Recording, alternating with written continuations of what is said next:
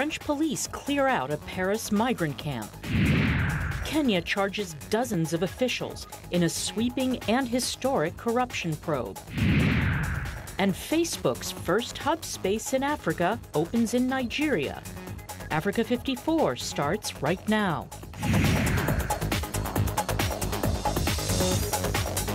Good evening, I'm Esther Gidui. You are in for Vincent Makori. This is Africa 54. We begin in Paris tonight, where French police on Wednesday cleared an illegal refugee camp in the city, the latest attempt by the French government to deal with the migrant influx the country has been facing for the past 3 years. At the Millionaire camp northeast of Paris, riot police flanked migrants as they boarded buses to temporary houses around the city.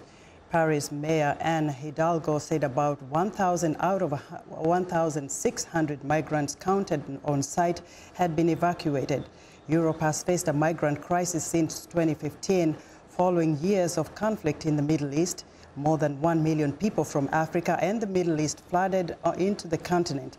In France, much of the migrant influx ended up in the northern port of Calais, where a giant slum was cleared by authorities in late 2016. Many others have gathered in Paris and the southeast near the border. Now, Kenya's public prosecutor said on Wednesday 24 civil servants and business people charged with the theft of nearly $100 million of public funds would stay in custody until June 4, when they will have a bail hearing. The suspect, who included the Public Service Ministry's Principal Secretary Lilian Omolo, pleaded not guilty on Tuesday before a Nairobi magistrate to charges that relate to stealing at the government's National Youth Service, an agency that trains young people and deploys them to work on projects ranging from construction to traffic control. The chief prosecutor, Nuruddin Mohammed Haji, named 54 people, 40 of them government officials, to face charges on counts including abuse of office and conspiracy to commit an economic crime.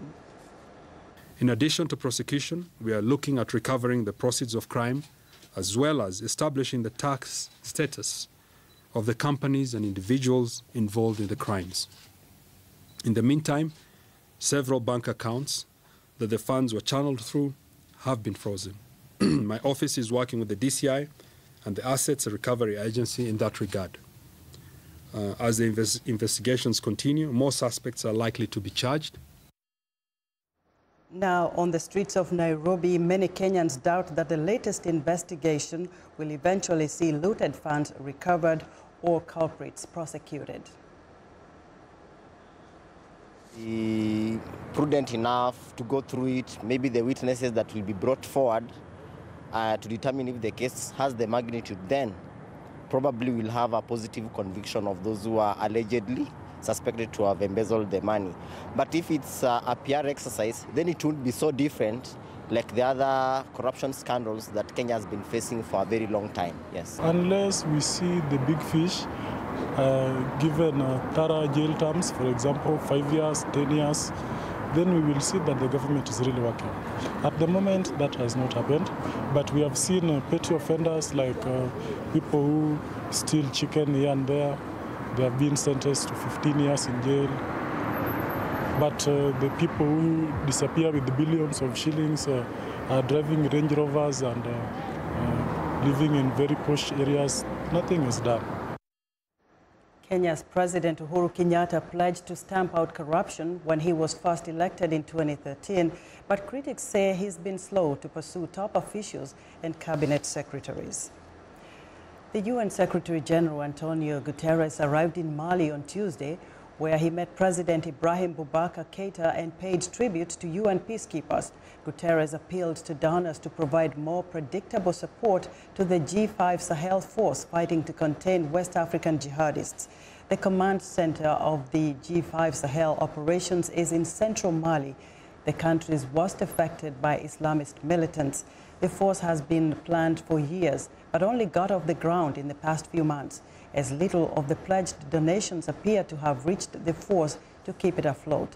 Rising violence across Mali, especially in its desert north, has cast doubt over the feasibility of elections scheduled for July 29. Keita announced on Monday that he would run in the vote, and Islamist militants took over northern Mali in 2012 before French forces pushed them back in 2013. Now, a report by the children's charity Plan International says 1 in 4 adolescent girls in South Sudan has considered killing herself, traumatized by physical and sexual violence brought on by the country's civil conflict. The study, based on a survey with 249 girls aged 10 to 19 across South Sudan, said 25% reported they had suicidal feelings in the last 12 months, largely due to the fear of being raped, beaten, kidnapped or killed. 75% of girls said the conflict had negatively affected their state of mind. 1/3 had been injured in the violence and 13% had been abducted, driving some to the depths of despair.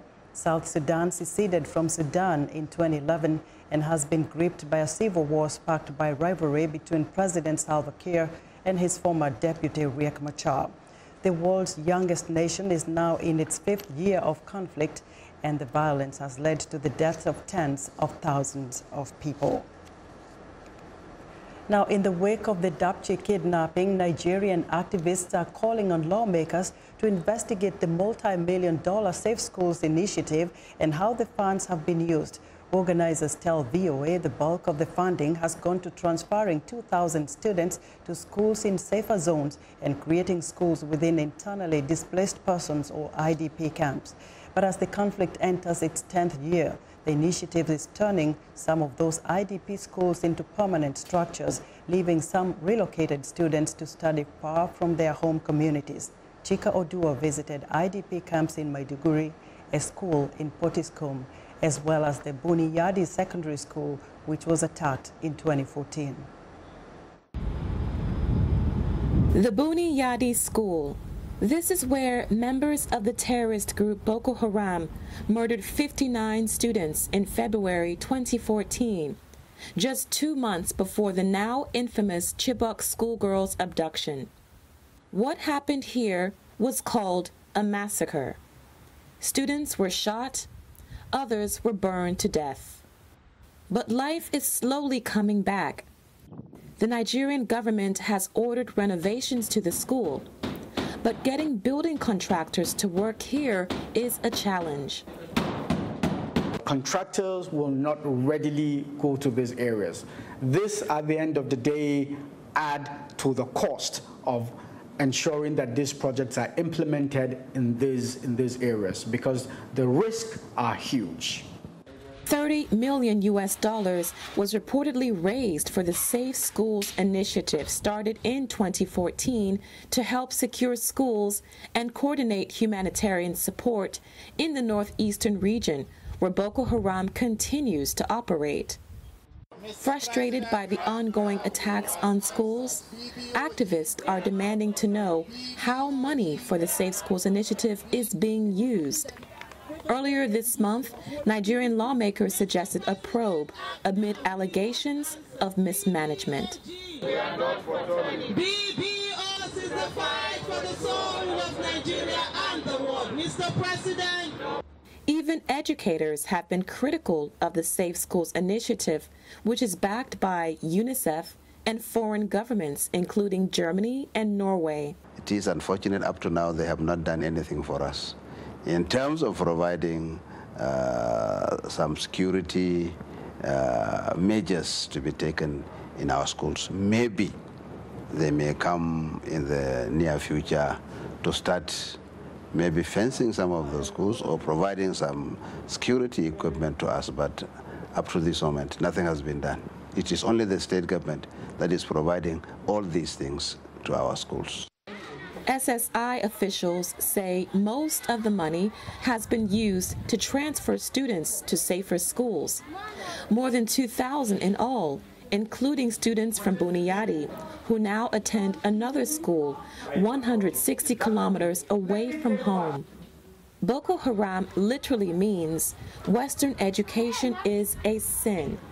The group ignores Islamic schools, but has destroyed nearly 1,400 Western-styled schools, killing more than 2,000 teachers.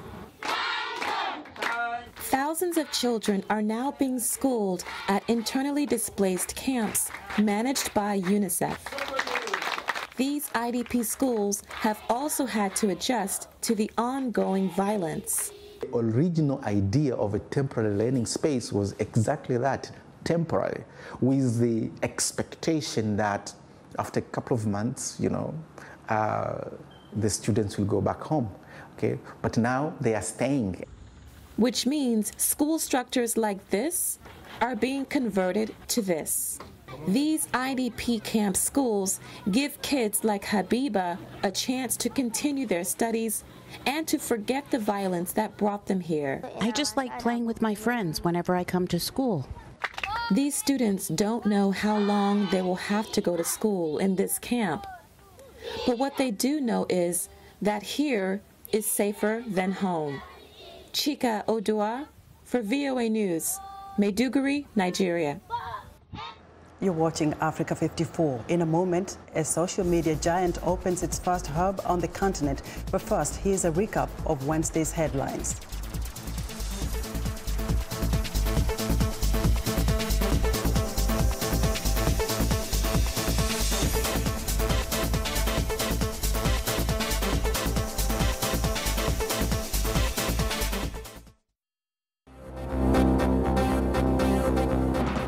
In the Democratic Republic of Congo, the NGO Doctors Without Borders is beginning to vaccinate the population of Bikoro, the area most affected by the Ebola epidemic in the DRC. UN Secretary General Antonio Guterres arrives in Sevare, in the central part of Mali, on the second day of his visit to the country where the UN is conducting a peace mission. In Zimbabwe, President Emerson Mnangagwa set July 30th as the day of the election of the president, the election of the members of the National Assembly, and of councillors. The French police begin clearing an illegal camp in Paris where hundreds of migrants from Africa and Middle East have been living. Finally, Ivorian photographer Frank Fanny's home is also a gallery of some of his best and loved work.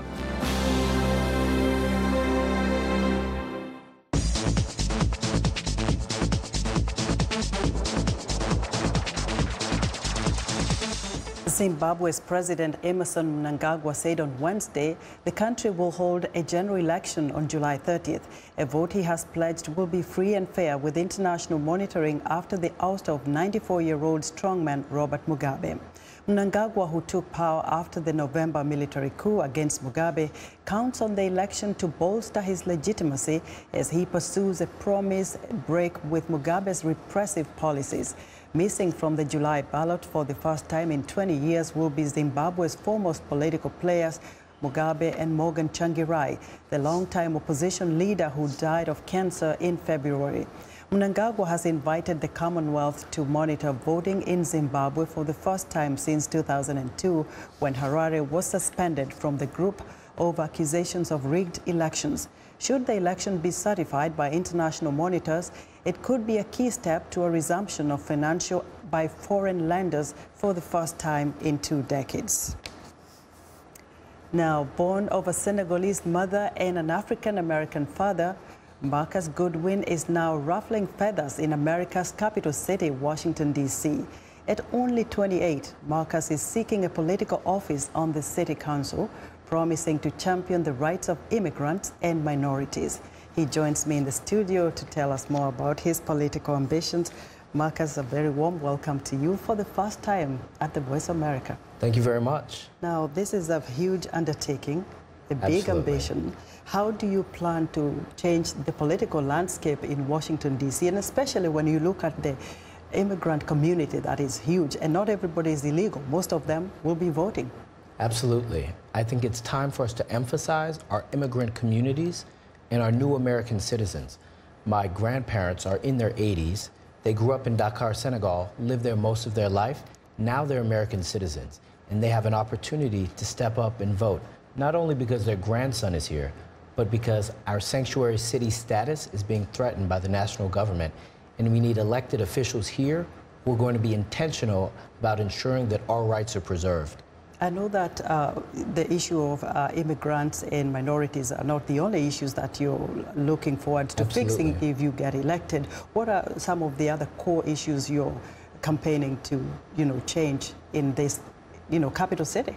Well, one of the biggest is education and ensuring that everyone has an opportunity to have a fair chance at education, especially people who grew up like me with my mother from Senegal, who had to work 2 jobs to support our family.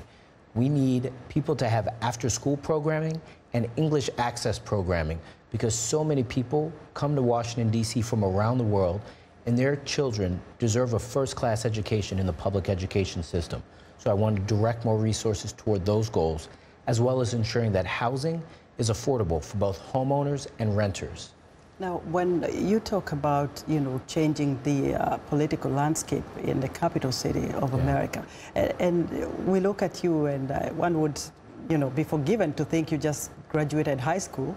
Right. Where did you get the drive to get into politics? I saw young growing up in Washington, being a first-generation American from my mother's family, the impact that local elected officials have on people's lives, not just paving the roads and fixing streetlights, but ensuring that education is equitable in every neighborhood of the city. And this economic renaissance we see happens so that everyone who's a small business owner to a big business owner gets a chance to participate, and the city government protects and respects their rights. One of the other issues that you see in D.C. that is raised all the time is the issue of taxes. Absolutely. And, people get taxed, right. Big time for, even if they don't have so much money. And we don't even know where it's going. But then again, also the question of quality housing. Right. How do you plan to deal with that? Well, 2 things. I want us to ensure that our older buildings get repaired and the city government steps up to take a responsibility in that process, but also that there's more regular inspections to ensure that landlords respect people's rights. The other part of it is ensuring that people who are homeowners will get property tax relief if they lived in homes for a long time. My mother has been a homeowner in the same house for over 25 years now, and her property taxes have gone up more than 10 times when she bought the house. That's a problem because she doesn't make 10 times more money. So people like her who are working class have their discretionary income being squeezed. So it's time for our elected leaders to step up and address those issues. Now, I'm wondering how you have been received in the political arena, because there are those seasoned politicians that right. have been running the D.C. Council for a long, long time. How is the reception for you? Is it across the board, or are you just resonating with immigrants and African Americans, or are you reaching out to Americans? I'm really reaching out to all kinds of people because I have such a diverse background. My father being African American, my mother being African, and me profoundly appreciating both cultures while growing up in D.C. I've been to Dakar, I've been to Gorée Island and seen the door of no return, really at the intersection of where both sides of my heritage are from. But I'm also well educated in the United States, here in high school, here at my undergraduate studies, and getting a master's degree from 2 Ivy League universities. So I think that I can communicate across people, and I show them that I'm the most competent and accessible person. And that's what people want in their elected leaders. Now, when you talk about public safety, because that's another concern, especially in a large city like this one, what would you be looking at to make the people feel a little safer? Because we've seen, cases where there's a lot of shooting. Right. I mean, a lot of people own guns here as well. There's a lot of other concerns. How do you fix that? And very briefly. Well, I think our mayor has done a phenomenal job committing more resources to policing in communities, but we need a structure in the community so that the people can help police amongst themselves. We can't just rely on public servants to respond to every request. People have to hold their sons and daughters, children and neighbors accountable for the actions that happen in their community, and they need the economic circumstances so that they're not inclined to engage in illegal activity. Maybe in 30 seconds, when you went to Gorée Island, because you mentioned that, right. What was that moment for you like? How did you feel? The weight of it still weighs on me because I understand that the global economic consequence of that is what is part of what made the Western and modern world. And the injustices behind it still haven't been addressed. So I want to be a part of how do we properly address this and get to a place where everyone, no matter where you're from in the world, no matter what you look like, has equal rights that are respected and has the opportunity to be great and achieve higher things. Marcus, thank you very much for talking to us. Marcus Goodwin is running for a seat on Washington, D.C.'s City Council. Now, coffee giant Starbucks temporarily closed 8,000 stores around the United States Tuesday afternoon, so it could train its 175,000 employees on racial tolerance. The move comes after the arrest of 2 black men at a Philadelphia cafe sparked nationwide outrage. Some say the Starbucks incident has highlighted lingering effects of racial discrimination in America. VOA's Jesusemen Oni reports. Starbucks, following up on its promise for change Tuesday, closed its doors to customers to teach its 175,000 employees how to be more welcoming. We are here to make Starbucks a place where everyone feels welcome. The 4-hour anti-bias training comes as a response to the backlash following the arrest of 2 black men at a Philadelphia coffee shop in April. Well, what did they do? Starbucks was accused of racial profiling after a manager at the store called police because the men had not made a purchase, saying they were waiting for a friend. The incident renewed national debate about racial tensions in the United States. This is such a widespread issue. I think this is about segregation and the deeper systemic issues in our country. I think Starbucks is a symbol of that, and that event that happens all the time. The Philadelphia store was among the 8,000 shops where staffers engaged in discussions aimed at combating bias. But can you really teach employees not to be racist? The challenge with unconscious bias is we don't see ourselves when we're being biased as biased, very little of the time. So any strategy that starts with, how do we encourage people to be less biased is going to be an uphill battle. David Rock, an anti-bias expert, says this is a groundbreaking effort by Starbucks. Making something a priority is definitely the first step to culture change as well as individual behavior change. Some, however, question the intentions of the exercise. One-day workshops don't really do anything, so I'm not sure if there's a more comprehensive plan, but it seems more like a public relations effort than something more meaningful. The exercise could cost Starbucks more than $12 million. The coffee giant, which has about 25,000 shops globally, says this is just the first step in a long-term process to regain the respect of coffee lovers everywhere. Jesusemen Oni, VOA News, Washington.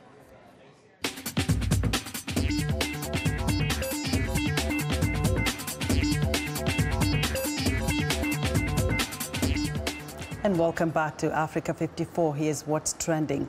South African-born tech billionaire Elon Musk is bringing his charm offensive in an attempt to digging a tunnel beneath part of Los Angeles to test designs for a high-speed underground transportation network he envisions for the city. Efforts by Musk's The Boring Company to win fast-track city approval of the proposed tunnel has drawn a court challenge from 2 neighborhood organizations. Musk says the tunnel would serve as an experimental proof of concept site to demonstrate ideas for a traffic easing system. Musk wants to build to rapidly whisk individual cars and small groups of pedestrians from place to place beneath the surface. Next up, social media giant Facebook has opened its first African technology hub in Nigeria. Facebook also announced partnerships with 7 other hubs across the country, including Abuja, Jos, Kaduna, Kano, Uyo, Enugu, and Port Harcourt. The hub in Lagos includes workspaces, meeting rooms, games, and chill-out room, an event space, and one of Facebook's legendary cafeterias. It will also be the focal point for a number of training programs. Facebook hopes the new multifaceted space will bring together communities to collaborate, learn, and exchange ideas. And finally, self-taught Ivorian photographer Frankie Valli is having a moment. He first got serious about photography in 2001 during a holiday in Jamaica. He is best known for his abstract photography that often depicts rawness and realism. Valli has exhibited as sole artist throughout the world, including Germany, Britain, and Smithsonian Institution in Washington, D.C., as well as the Venice Art Biennale, and most recently at Dakar in Senegal, where he was awarded the West African Economic and Monetary Union. And that's what's trending today. Now, Cirque du Soleil, one of the world's largest theatrical producers, is back on tour with another surreal spectacle. It's called Lucia, a dazzling acrobatic presentation that takes its audience to an imaginary world where light combines with spirit and rain to celebrate the beauty and magic of Mexican culture. VOA reporter Jacopo Luzzi takes us backstage for a behind-the-scenes look at what it takes to produce one of the most fascinating shows on Earth. Mix light, color, and natural imagery with acrobatic athleticism. And you have the recipe for another visual spectacle from the Canadian-based performing troupe Cirque du Soleil. Described as a waking dream in an imaginary Mexico, these performers say Lucia engages the human spirit with music and song in a universal language everyone can understand. Dentro del show hay artistas. Within the show, there are Russians, Poles, French, Americans, Mexicans, Colombian artists. So really what I have learned after having been here for so long is that there is no language. The language is really from the heart, and it's love. There are many people who come and do not know Spanish and still understand the message of the show that is very profound and very beautiful. With a cast of 44 artists from 15 countries, Cirque du Soleil's 38th production uses the thematic elements of luz, meaning light, and lluvia, or rain, to transport its audience to a surreal world inspired by the richness of Mexican culture. Despite its uplifting themes, this is dangerous, that defying work for performance. Backstage acrobatic artist Marta Henderson says nothing is ever left to chance. Nunca salimos si no tenemos confianza. We never go out if we are not confident that nothing will happen, but I'm sure that when you're starting, it is dangerous. Cuando estás empezando es peligroso. That means hours of preparation and practice, from perfecting a difficult routine or maneuver to choosing and ironing their own costumes. Behind the scenes, there is little time for rest. These artists are always training, honing their skills over and over to make each performance appear effortless. It can be an exciting life, traveling to dozens of countries and thrilling audiences around the world. But Cornejo says it's a life that requires sacrifice and commitment. Es muy bonito, fíjate que, bueno. It's very nice. In each city, we stayed around 2 months or 2.5 months, and you really have the opportunity to live as locals in the city, and it's something that I really like. Lucia's 2018 tour has been seen by enthusiastic audiences from California to Washington, D.C. The Montreal-based troupe will travel next to Boston before its final and climatic performance later this year in Mexico City, the vibrant and colorful city that inspired Lucia. Jacopo Luzzi, VOA News, Washington. And that is our show for today. Good night from Washington.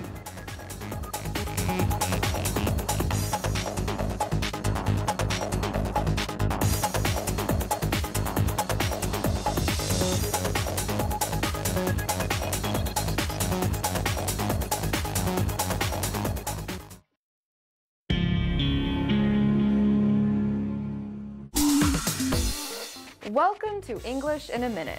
Some American English expressions sound like they could hurt. Hit the spot. Let's see if Anna and Jonathan can help us out. Have you been to the new restaurant down the street? I haven't. Is the food any good? It's delicious. I ate lunch there yesterday, and I had a hamburger that really hit the spot.